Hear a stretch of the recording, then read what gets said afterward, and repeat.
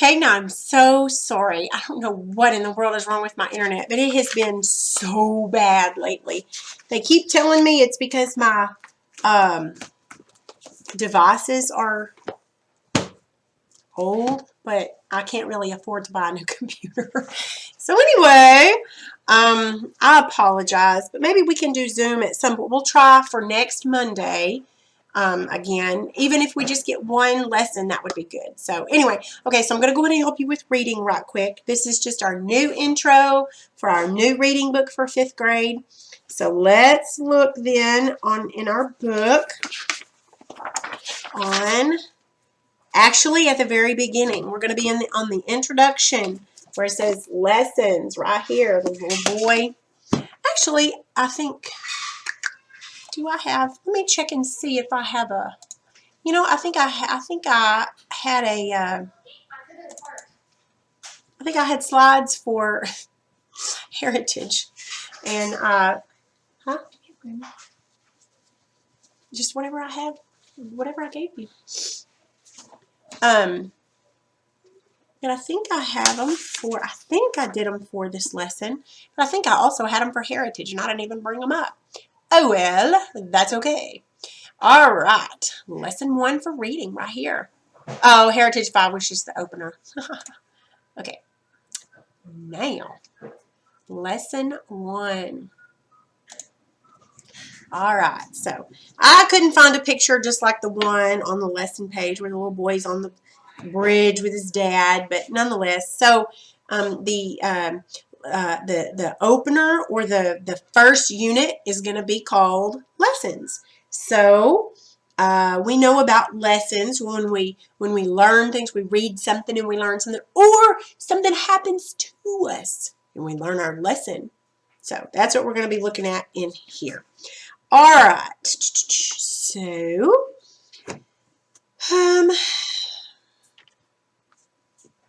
all right. So you're going to need your reader book. All right. Can you locate these parts of your reader? The title page, the table of contents, the glossary, is at the back of your book, and the index is at the back of your book. Okay? Just as long as you know what those parts of your book is. My book's a little bit different because it's a teacher book, so I don't necessarily have those parts that you have, and I don't have a reader book in front of me. But the title page is typically the first page when you first open the book, and it says the title of the book. It has the name of the author or authors or illustrator or illustrators. It gives all the information where the book was published and when it was published and all that kind of stuff. The table of contents is also, it usually is after the title page. It gives the contents that's in the book, the names of the chapters and what have you. The glossary is at the back of the book. It's like a miniature dictionary. And the index is at the very back of the book that tells where you can find particular words in the book. All right. Different authors have different purposes for writing a story. We can learn how to tell what the author's purpose is. Okay? To inform, to entertain, to persuade, and to teach a lesson. Okay, these are all the main reasons that authors write books. To inform, that means just to teach you something. To entertain, that means a fun story. To persuade, that means to kind of get you to think the way they think. And to teach a lesson. All right. We know why authors write, but why do people read? We're going to open our work text to pages 1 and 2, and I think that's all my slides for today. It is. Okay, so let's look at work text pages 1 and 2. Now, you're going to need your book. Okay, you're going to need both books. All right, so let's look then. Actually, you might write some of these. Let's look at number 1. It says to use the table of contents in your reader. Turn to the table of contents in your reader book. It gives the contents of the stories and such. Okay, use the table of contents in your reader to answer these questions. All right, the first unit or division title is lessons. So unit number 1 is lessons. What are the titles of the other 5 units? You do not have to write these down. It's not important that you write them down, just as long as you know them. Okay, so let me see if I can find, I don't even know if my book is a weird book because it's a teacher book. Do I have the table of contents in here? La, la, la, la. Let's see. Oh, there we go. Yeah. Okay. So, Unit 1 is lessons. Unit 2 is, say it out loud, viewpoints. Unit 3 is regions. Unit 4 will be creatures great and small. Unit 5, endeavors. And Unit 6, reflections.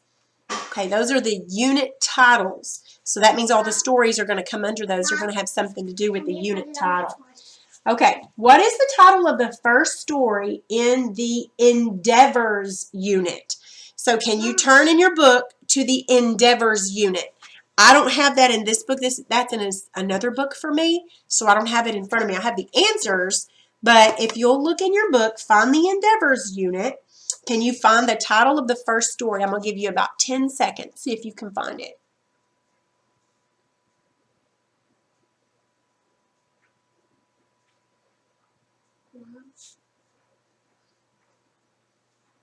Did you find it? It's Moses and Joshua. That's the first story in the Endeavors unit. Who is the author of the selection entitled Some Special Day found in the Regions unit? So can you look under the Regions unit? That looks like Regions is going to be number 3, Unit 3. I'm doing a lesson. I can't talk to you right now. Unit number 3 is Regions. Okay, can you find the story Some Special Day? Who's the author? Did you get Marie C. Poley? Did you get that? Okay. In which division or unit might you expect to read stories about animals? Which unit? Creatures great and small. I hope you said that out loud. All right. On which page does the glossary begin? Can you turn and find what page is the first page where the glossary starts? Look in the very back of your book to where it's the glossary. Okay, I'm going to give you about 10 seconds, and then I'm going to say the answer. I want you to say it before I do.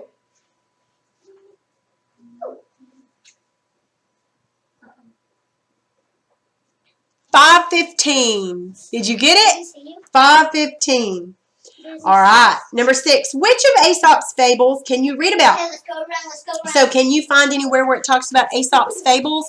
I don't have that in my book. I've got the answers, but I don't have that in my book like you do. Could read about the birds, the beast, and the bat, the field of corn, the sick stag, the rose in the clay, the maid in her milk pail. Those are all Aesop's fables. Did you see them under there? On what page does the index begin? I'm going to give you about 10 seconds. Ready?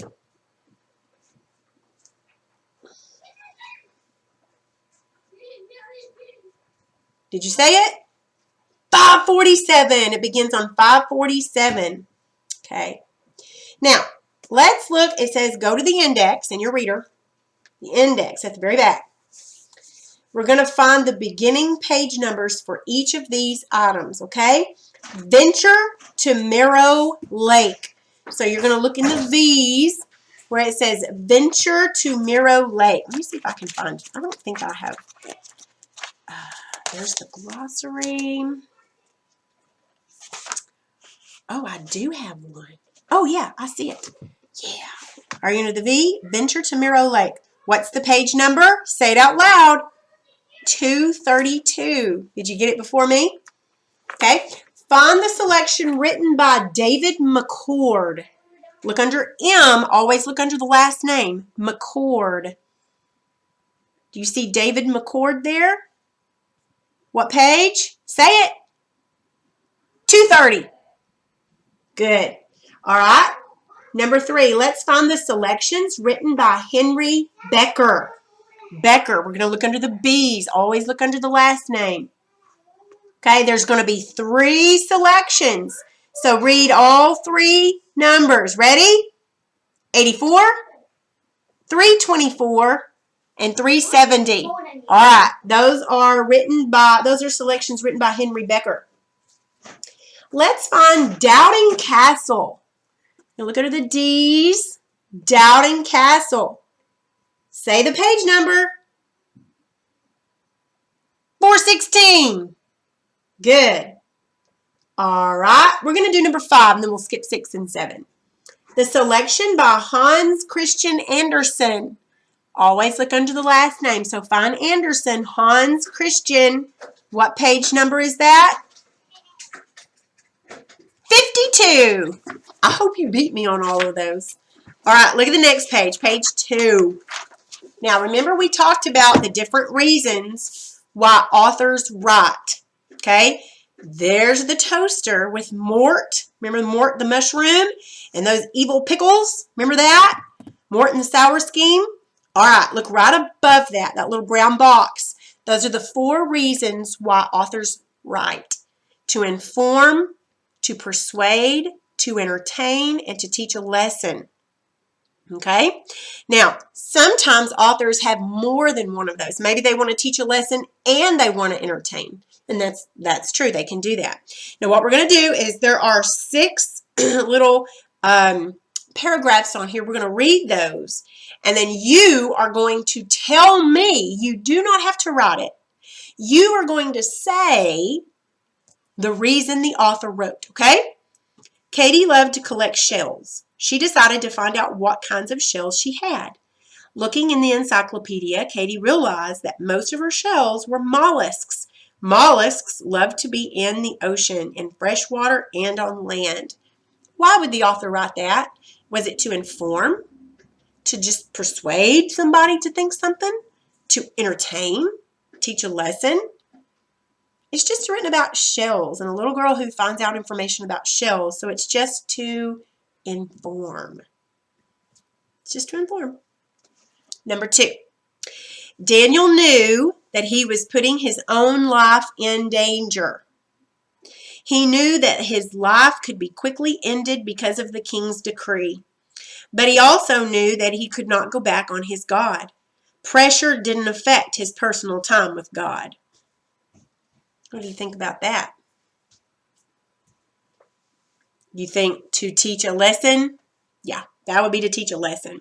Number 3, the Country Club for Kids is a fantastic group. If you're not a member or have never even visited, you need to. It's the most well-rounded club I've ever known.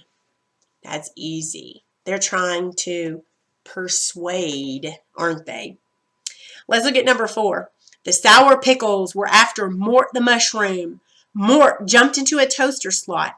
The pickles turned the toaster on in hopes of sizzling Mort. One pickle realized the plan was failing and poked his knife down into the slots. Zap! A charge of electricity sizzled through the surprised pickle. Now that is just to entertain.